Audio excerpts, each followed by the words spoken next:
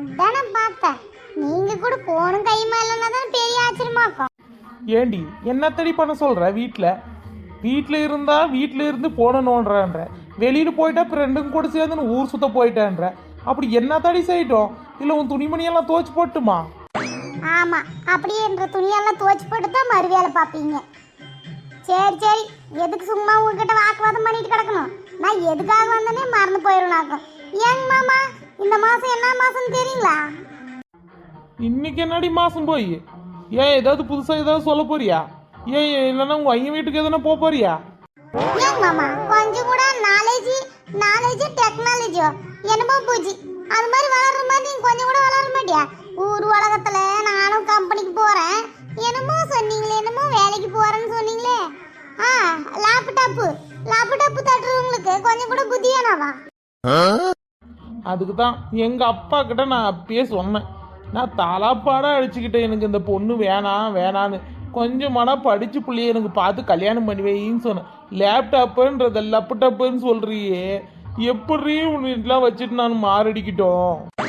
என்ன திமிராச்சா உங்களுக்கு? எதுக்காக நீ கல்யாணம் பண்ணிக்கின்னு சொல்றீங்க? நான் எதை பத்தி பேச வந்தேன்னு உங்ககிட்ட சண்டை பிடிச்சிட்டே நான் மறந்து போயிட்டுனாக்கும். அப்படி நீ கல்யாணம் ஆனதும் மறந்தா என்ன போல சந்தோஷவாளி யாருமே இருக்க முடியாதுடி மீனா. என்ன கொழுப்பா? அடி நானே சிவனேன்ட்டு உக்காந்து போன பார்த்துட்ட, நீயும் வம்பளையா வந்து என்கிட்ட சண்டை வாங்கிட்டு இப்போ எனக்கு கொழுப்பான்னு கேட்டா என்றையா அர்த்தம்? அது உண்மைதானே. எதுக்கு உங்ககிட்ட தேவையில்லாத சண்டை பிடிக்கணும்? நான் எதுக்கு வந்தன்றதே மறந்துட்டேனே. சரி நானே சொல்றேன். இது என்ன மாசம் தெரியுங்களாமாம்மா? ஆடி மாசமாக்கும். சரி, ஆடி மாசத்துல என்னடி புதுசா கண்டுபிடிச்சிட்ட? ஏன் மாமா, ஆடி மாசம்னா என்ன ஞாபகம் வரும்னு உங்களுக்கு தெரியுங்களா? அதையும் நீயே சொல்லி தொலை. ஏன் மாமா, ஆடி மாசம்னா புதுசா கல்யாணம் பண்ண ஜோடிகளை பிரிச்சு வச்சுக்குவாங்களாக்கும். என்ற ஐயன் கூட கல்யாணம் முன்னாடி என்ன கூட்டு போய் வச்சிருந்தாங்கல்ல, அந்த மாதிரி. அதே மாதிரி இப்பயும் உன்ற ஐயன் கூட்டின்னு போய் வருஷ கணக்குல வச்சுக்கணும். நான் எவ்வளவு சந்தோஷமா இருக்கும் தெரியுமா மீனா? என்ன கொழுப்பா? சரி, எது தெரிஞ்சு வாய் தவறி சொல்லிட்டேன். அடுத்தது சொல்லு. என்ன தெரிஞ்சு சொல்லிட்டீங்களா? என்னத்த சொல்றீங்க? அது ஒண்ணு இல்லடி மீனா, எல்லாரும் சொல்லுவாங்களா தெரியாத சொல்லிட்டேன்னு.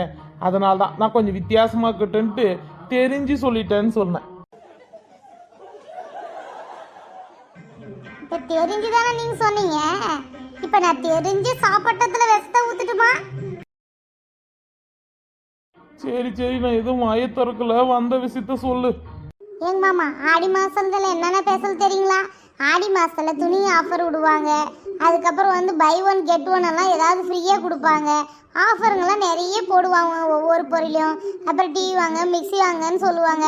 அதுக்கப்புறம் இன்னொரு விஷயம் தெரியுங்களாமாம்மா, ஆடி மாசம்னா அந்தந்த கோயில் மாரியம்மன் கோயிலெலாம் கூழ் ஊற்றுவாங்களாக்கும். அதனால அது ஒரு விசேஷம் தான் சரிங்களா. கல்யாணம் புது ஜோடிங்களுக்கு பிரித்து வச்சு போடுவாங்க, அது ஒரு விஷயம். அதுக்கப்புறம் இந்த ஆடி மாசத்துல எந்த ஒரு ஃபங்க்ஷனும் பண்ண மாட்டோம்மா. அதுக்கோசரம் தான் மெயின் மேட்ரு என்னன்னா, இப்போ நம்ம கூழ் ஊத்துறதுக்கோசரம் நான் போயிட்டுக்கிறோம்மாம்மா.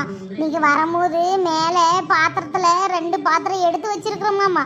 அதெல்லாம் எடுத்துட்டு வந்துருங்க. நான் போகும்போது எடுத்துட்டு போனான்னு வச்சுக்கோ, இப்போ காலநிலை இருக்கிறவங்களாம் இன்னைக்கு கிண்டல் பண்ணியே சாகடிச்சிருவங்களாக்கும்.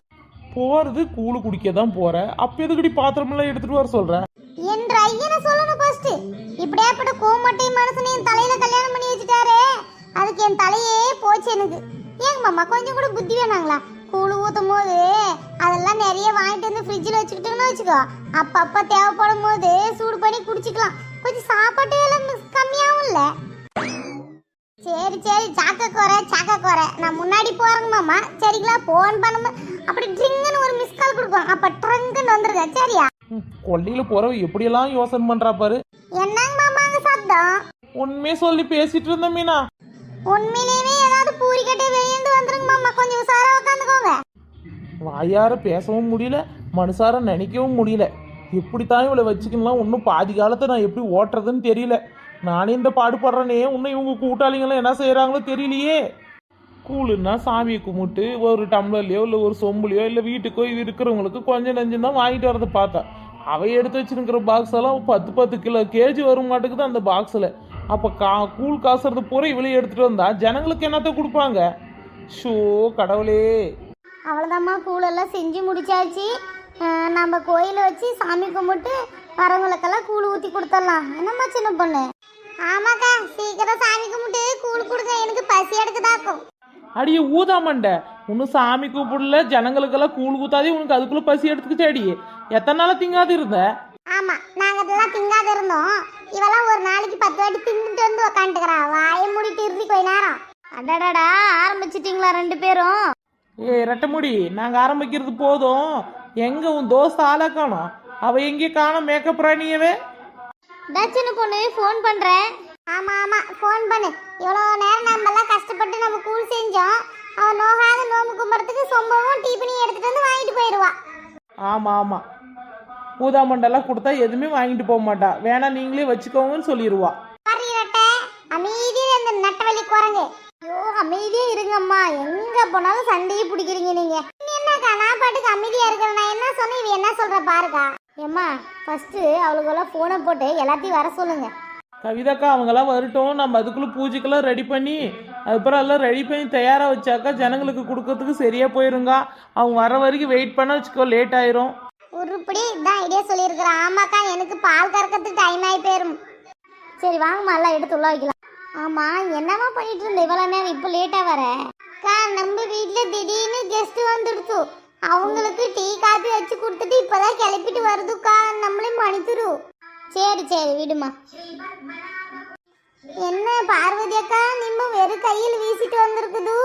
எது கூழ் வாங்கிட்டு வரதுக்கெல்லாம் எது பாத்திரமெல்லாம் எடுத்துட்டு வரலையாக்கா? கொஞ்ச நேரம் அமைதியாக தான் இருடி. அவ வேற பின்னாடி நின்றுட்டுக்கிறா. இந்த கூழெல்லாம் ஊற்றும் போது மட்டும் எங்கள் பையனுக்கு ஃபோன் பண்ணா அவன் பாத்திரத்தெல்லாம் எடுத்துட்டு வந்துடுவான். அதானே பார்த்தது. பார்வதி அக்கானா சும்மாவா? என்னடா கை வீசிட்டு வந்துனுக்குதுன்னு நினச்சிட்டேன் நான். ஏன்டி கவிதா, கூழெல்லாம் ரெடி பண்ணிட்டீங்களா? ஆமாம் பாட்டியம்மா, கூழெல்லாம் ரெடி பண்ணியாச்சு. ஆடி மாதத்துக்கு மாரியம்மா கோயிலுக்கு கூழ் ஊத்துறேன்றீங்க, ஒரு பாட்டு கீட்டு எதுவும் இல்லையா? ஏன்னா நீங்கள் பாட்டுக்கு என்ன பெப்பர் பேனு இருக்கிறீங்க? அட ஆமா கவிதாக்கா, நம்ம பாட்டு போட மறந்துட்டோம்ல. தான் நான் போய் ப்ளூடூத்ல கனெக்ட் பண்ணிட்டு வரேங்க. சரிடி, அந்த கூழெல்லாம் சேர்த்து அப்படி வச்சுப்புட்டு கொஞ்சம் பாட்டு போட்டு கொஞ்சம் ஆடுங்க பார்ப்போம். பாட்டி, நாளை கூழெல்லாம் வைக்க மாட்டேன். கூழை வச்சுக்கிட்டு தான் பாட்டு போட்டு டான்ஸ் ஆடுவேன். சரிடி, மற்றவங்களாம் வச்சிருக்கடி கீழே இறக்கி. சரிங்க பாட்டி. ஏமா சின்ன பொண்ணு, நீ வச்சிருமா. ஏன்க்கா, ஊதாமண்டியே வச்சுன்னு டான்ஸ் ஆடும் போது என்னால் வச்சுன்னு டான்ஸ் ஆட முடியாதா? ஐயோ ராமா, எதில் போட்டி போடுவீங்க 2 பேரும்? அந்த வேப்பந்தலையை பறிச்சுட்டு வந்து எங்க கையில் எடுத்துக்கோங்க எல்லாரும்.